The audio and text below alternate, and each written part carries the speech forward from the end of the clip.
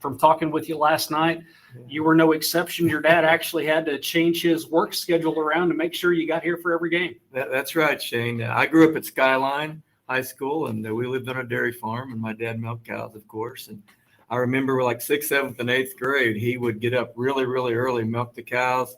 We'd get in the old farm truck, drive to McDonald Arena, spend the whole day, and I'd fall asleep on the way back, and he went out and milked the cows again. But really got me intrigued in basketball and seeing all the good players and the team. And just, I would sit on that front row and there'd be the bar. And I remember leaning up there and, you'd get a hot dog and some popcorn and a soda maybe. And it was just a great time. And I just, as a kid, just absorbed it.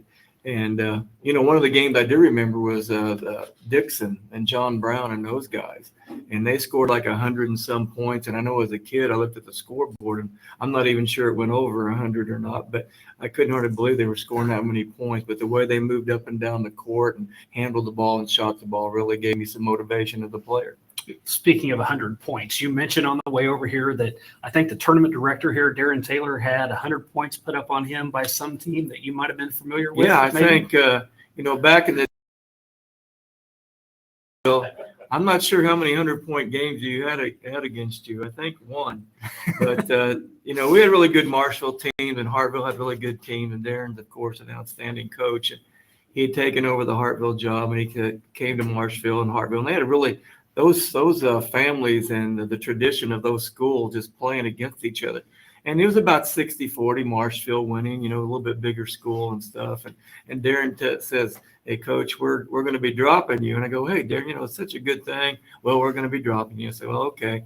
So my pregame speech, all I did is walk in and say, Coach Taylor said they're dropping us and not playing us again. So we scored 108 points that night or something like that. He says even 100. So. Oh, even 100. Okay, I don't know. I think he quit counting after about 100 as far as his scorebook. But somebody called timeout to score. Oh, okay. That might have happened. I don't know.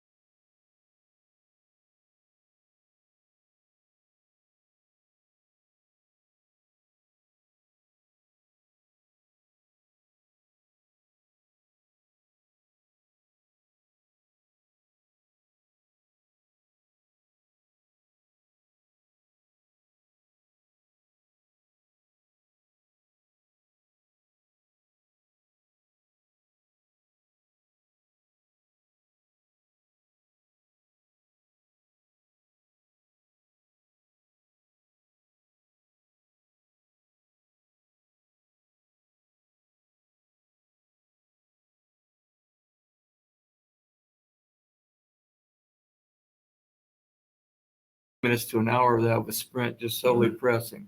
So you didn't get any breaks. So the games were actually easy as far as conditioning went. We'd be up and down that floor just left and right. And back then they wouldn't give you a water break either. So I'm not surprised that we're still alive, some of us. But I think after some of those practices, I could have woven a cotton blanket with all the cotton I had in my mouth after practice. But it made you tough. They had a lot of farm kids. And, the tradition of the tournament, so many with Skyline and everybody else, people come back for this tournament and they'd take time off of work and they would meet. It'd be a family tradition. They'd see former players and stuff. And it was just a great time and just a great atmosphere. As a junior, won the whole thing in the tournament, won all 4 games. Probably your 2 tougher games out of the bunch was second and third round. Went overtime in both of those games. The second round game, though, had kind of a crazy finish to it that you were a part of. We're playing, I believe, Marshall, on that second round game. And coached by Frank Brandstetter, who had won a state championship at Nixon. Frank's a good friend and did a great job. And we're playing Marshfield, and they hung in there. They hung in there with everybody that year. And we get up, and then there was a timeout, and I remember this like it was yesterday. And some kind of inbounds play with 13 seconds. Of course, they're trying to get the ball to me, and I was, handled the ball. I took off, and during the timeout, someone had spilled water on the floor and didn't get it up. I hit that, and both feet go up above my head, and my rear end hits the ground, and the ball went flying. And, we always taught to hustle. So some kid from Marshfield grabs it, goes in for this layup. Well, I'm trying to stop him before he gets the layup, make him shoot free throws. Well, guess what? He got the and one.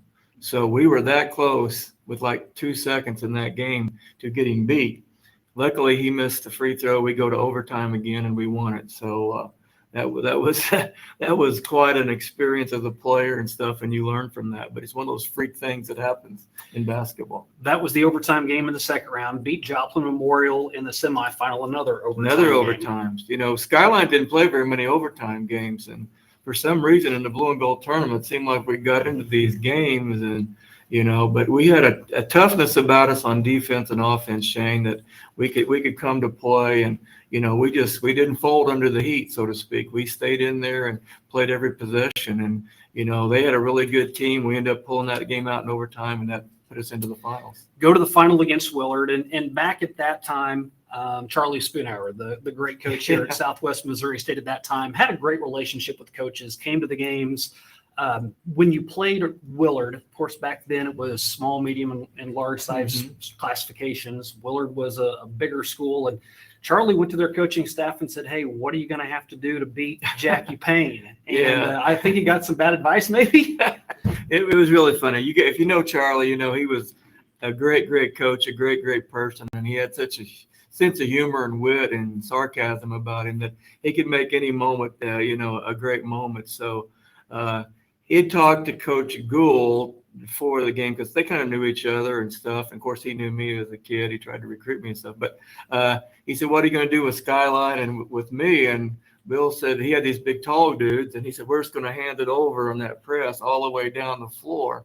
And he said, "What are you going to do with me?" He said, "Well, we won't worry about him. We'll put a big guy in front of him or something." So I heard that later on. But we got super pumped for that game and came out and played. And before I get to the game, I'll tell you, so they have a get-together after the game. And Coach Larry Atwood would get the staff together and the workers together somewhere, and they would meet, and they'd have kind of a social thing after the blue and gold tournament was over, the championship. And so a lot of people were there. I mean, I wasn't there. I was a kid. But I heard this story later. Atwood told me this story later that so Spoonhour shows up a little bit late for this, and he goes in, and the first question he asked, and this is after we beat Willard, was, "Where's Billy?" He called him Billy. "Where's Billy?" And they had this table with these curtains down, or hanging over the side, and somebody pointed down there underneath the deal. And so Spoonhour goes over and lifts up the tablecloth thing, and there's Gould down there, probably with the adult beverage, and saying, "Hey, Billy, what'd you do with that Skyline press? And how did Payne get 29 points on you?" So, I mean, just funny stories like that go back and forth. But the Willard game, Gary Sell, Angus, those guys, they were very talented. They took third in the state of Missouri in Class M. And like you said, they were L, large, medium, and small. We were, of course, a small school. And we were 29-3 that year, and except for a couple of injuries, might have had a shot of winning the whole thing. But anyway, we go play them, and I remember the first game. I remember the first quarter in that game very vividly. It was 13-10 as a score, but I scored 10 of our 13 points, and 4 of them would have been 3-pointers, but we didn't have the 3-point shot back then. They packed it in, and you had to get really deep against them to shoot over those guys. And, one of those games where you're in the zone, and we extended our lead at halftime, and our teammates did a great job of getting the ball, and I was hot and, made free throws and made shots and, put in 29 points that game. And actually we more or less held the ball the last quarter. So, we really didn't try to shoot very much. So other than getting to the free throw line, but it's a great game. And it really helped, Skyline and our tradition and, winning the blue and gold. I don't care what team you're from. It's just something you'll never forget the rest of your life. Get into coaching after that, after graduation, go to St. James, spend 6 years there, have a lot of success at St. James. Then you get the call to go to Marshfield. Yeah. And you would think after having the success you had, that would be a tough decision, but you wanted to get back in the area. Yeah, it was tough. I mean, we had a team at my 4th year there, we were state ranked. And my 5th year there at St. James, we were 26-1 and, got beaten the district championship by St. Francis Borgia by 4. But anyway, we ran the table, had a really good team, really good program coming on. But Jack Howard, you've probably heard of Jack Howard and all the Howard girls. He was superintendent at Marshfield. And he called, and he'd watched me as a player and watched me, kept up with the coach. And Marshfield was open. And I went down and visited with him. And he basically said, I think we got people here, players here. We just got to learn how to play and do things right. So I took that job. And one major thing, I wanted to get back to the blue and gold tournament. I wanted to get back to the blue and gold tournament, playing the blue and gold tournament as both a player and a coach, and it was such a great tournament. So that was a main reason I came. And lo and behold, the first year, one of the main teams was Gary McDaniel and Rogersville. They were state, and they were outstanding. And our first game of the year in a tournament, we played Rogersville. Well, it wasn't the first game, second game. We played Rogersville in the tournament early. They beat us 34. Then we play them a week later, 10 days later, they beat us 21. I told our guys, I said, I know how to beat them if we can just do a few things and this and that. So we were seated 5th in the blue and gold, and then we won, and we played West Plains and beat them. And then so now it's set up Rogersville and us in the semifinals. And I don't think our kids had been that far. I know our Marshfield had been that far in a long time. So we go out there and play, and we get a lead, and then we hold the ball on them. They had to chase it around. We made free throws and won by about 9 or 10. So that propelled us into the finals game, and that was just a great experience for everyone. Well, that was in 1985. That win against Rogersville, your 100th career win at that time. Lost in the championship game, but anyone that's been around this tournament for any time at all has heard of the 1985 championship night. That was just something else to be a part of. Yeah, that was I don't know how much Hammond Center holds. They said 9,000, 9,500, but they had like 300 people outside lined up with the fire marshal. So somebody had to walk out before somebody could come in. Now, we weren't the featured attraction. I guess not, but we were.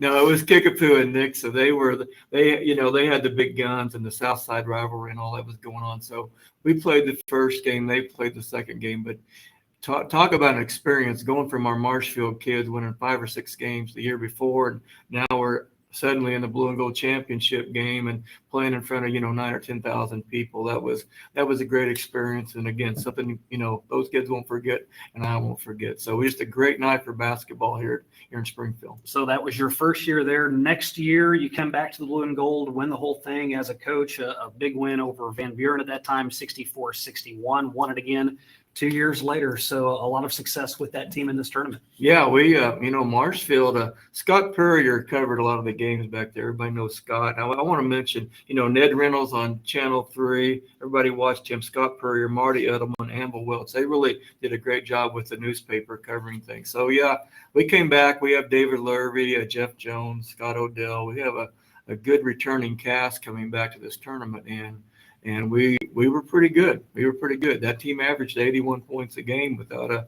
3-point shot.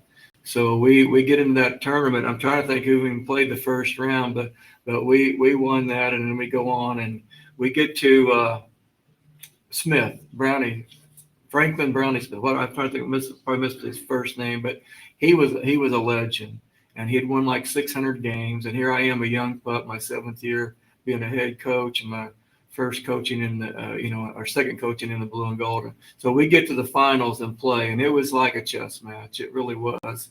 He was so smart. His players were so fundamentally sound, and we had to change things and do this and do that and do that and do that. Came right down to the wire, and I think we won 64-61 for Marshfield's first ever blue and gold championship. And I'm not sure what it is with you in this tournament and crazy finishes, but you had mentioned a few years later you took on West Plains, Steve Hunter, the coach there at that time, who just picked up his 700th win as a coach just this last week. But that was another crazy game you had. Yeah, this was later on, like in 1993, and we're playing Steve. Of course, Steve's outstanding coach, and I play, George Wilson, Gary McDaniel, Denny Hunt, Terry Ryder. I grew up in the COC playing against those guys right off the bat. I mean, you get an education early. You're either going to learn and go on, or you're going to be a real estate guy somewhere or a banker. And so we learned that. But we get against Steve in that game, and I remember they had a 1-point lead, 30 seconds to go. I had Corey Garrison on that team, a brother of Casey Garrison, who was Lady Bear, and all that, and Marty Garrison family. And we come down, so we're going to hold the ball. We hold it for one shot, down one. He thought he was going to shoot it, in case we missed. And we go dribble in, spread out, run four corners. Garrison attacks, drops it off to this Chisholm kid. He lays it in. We go up one with like 2 seconds, 3 seconds on the clock.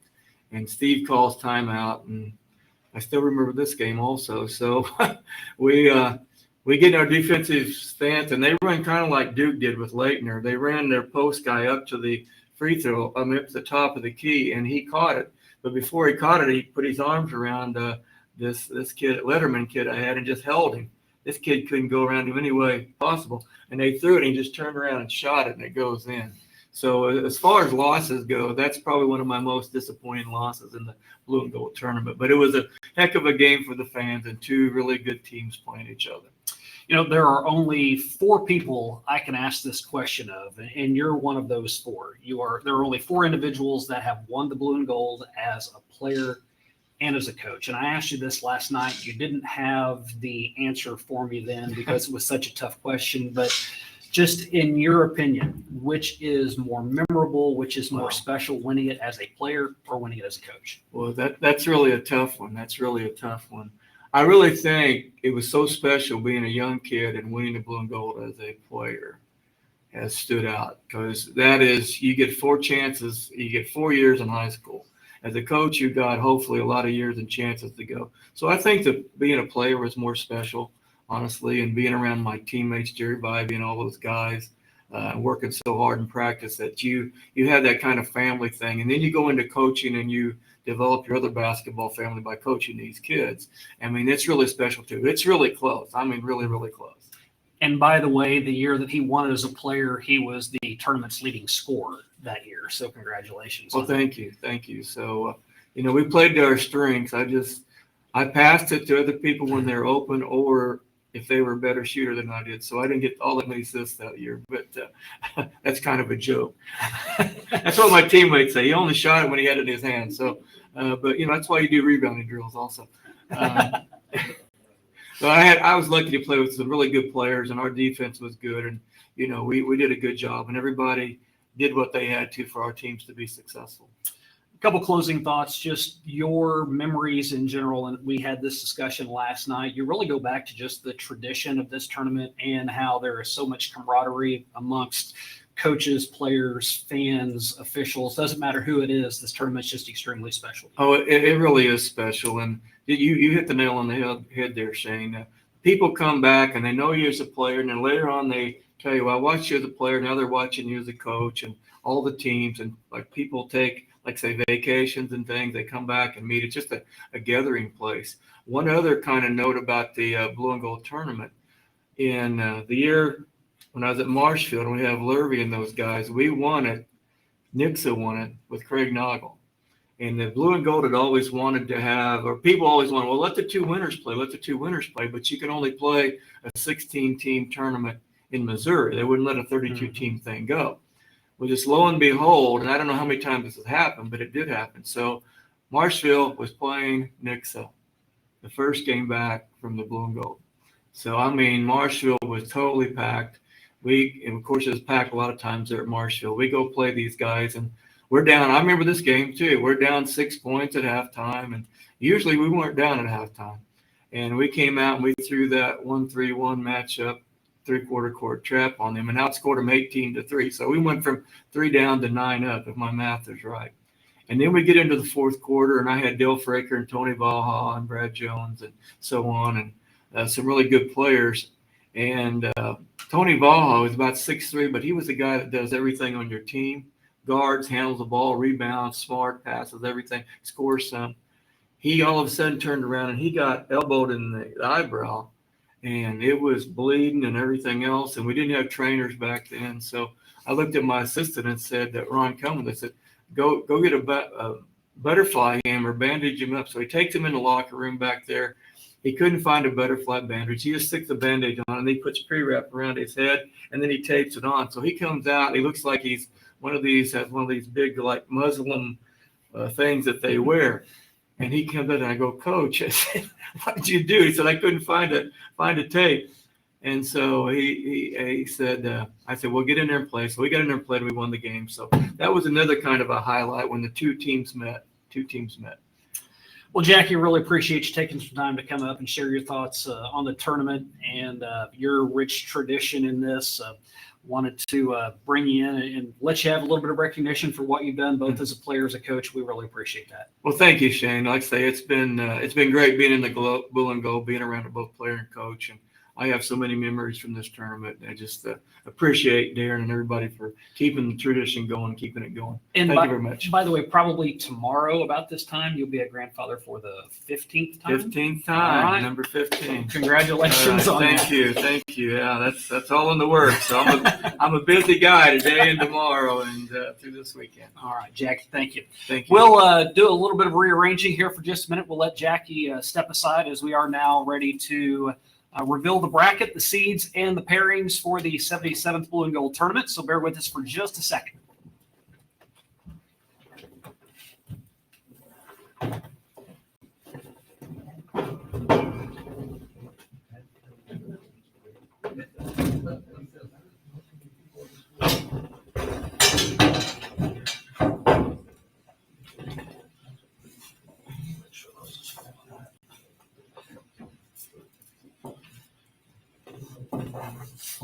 Okay, so Vanna is in place, and we are ready to flip these over as it has come time for the seeds and matchups. Earlier this morning, members of the media and other dignitaries met to seed and literally draw out of a hat the opponents for both divisions.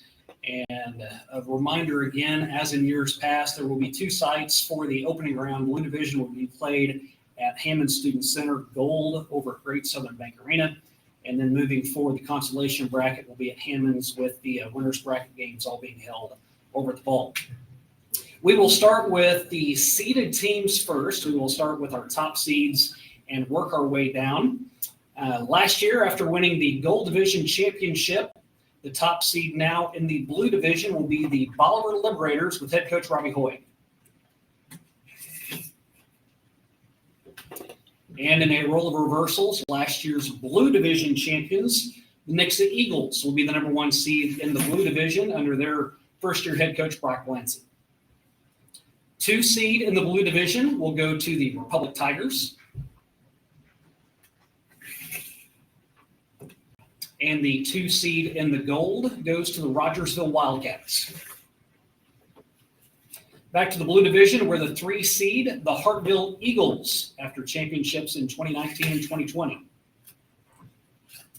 And the 3 in the Gold, the Stratford Indians. On to the 4 seeds in the Blue, the Ozark Tigers. And the 4 seed in the Gold, one of the 2 Springfield Public Schools entries, the Parkview Vikings. Actually 13 teams this year with head coaching changes. Jack Simpson now, the head coach at Parkview. 5 seed in the Blue, we welcome back to the tournament for the first time since 2000, the Sparta Trojans and head coach Derek Link. And in the Gold, the Fairgrove Eagles will be the 5 seed. 6 seed in the Blue Division, the Camdenton Lakers with their new head coach Daniel Edson. And the host for the event, champions back in 2019 and 20, the Greenwood Blue Jays, will be the 6 in the Gold.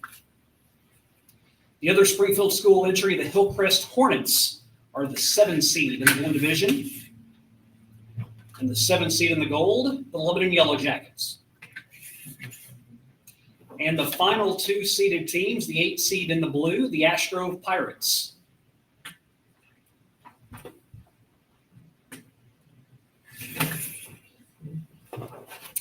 And the Marshfield Blue Jays claim the 8 seed in the Gold Division with their new head coach, John Cherney.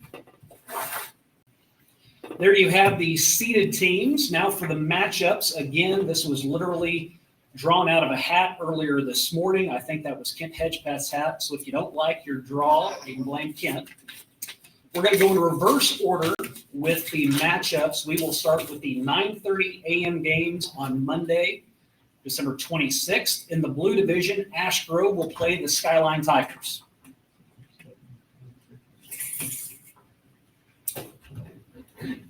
And the gold, the opponent for Marshville will be the West Plains Scissors. The 7-seeded teams, they will play at 5 o'clock that opening day. And in the blue division, Hillcrest's opponent will be the Spokane Owls and their new head coach, Newt Sterry. And for Lebanon, they take on the Willard Tigers, with J.J. Adamson making the move from coaching the Lady Tigers to coaching the boys team. The 8 o'clock game on the first round, 6-seeded Camden will play the Mount Vernon Mountaineers in the blue division.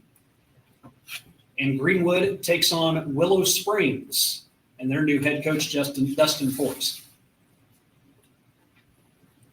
The 5 seeds will play at 12:30 for the blue division. The Trojans drew the Panthers for Mountain Grove. They also have a new first-year head coach, Nick Openshaw. And in the gold, Fair Grove will take on the Crane Pirates.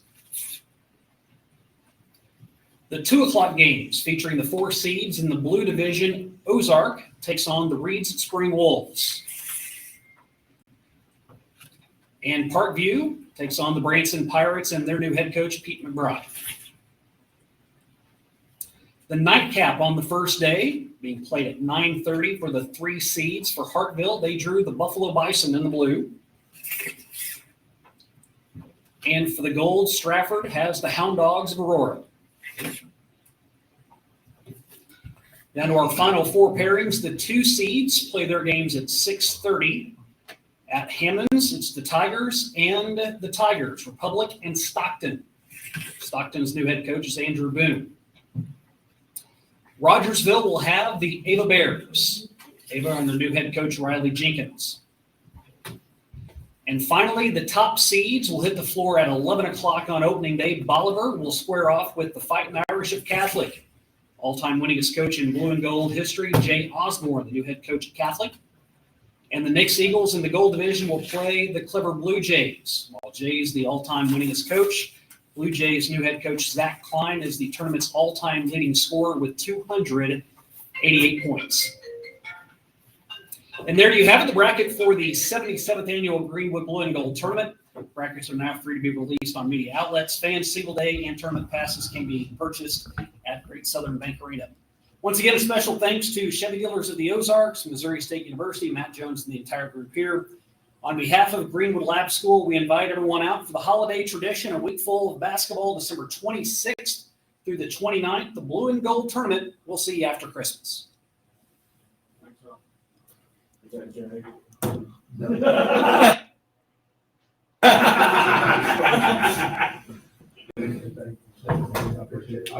I got some pictures. You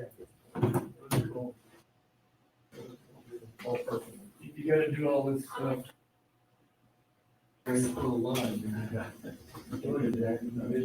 I'll send those to you. Do you want it text or Facebook, or it doesn't matter?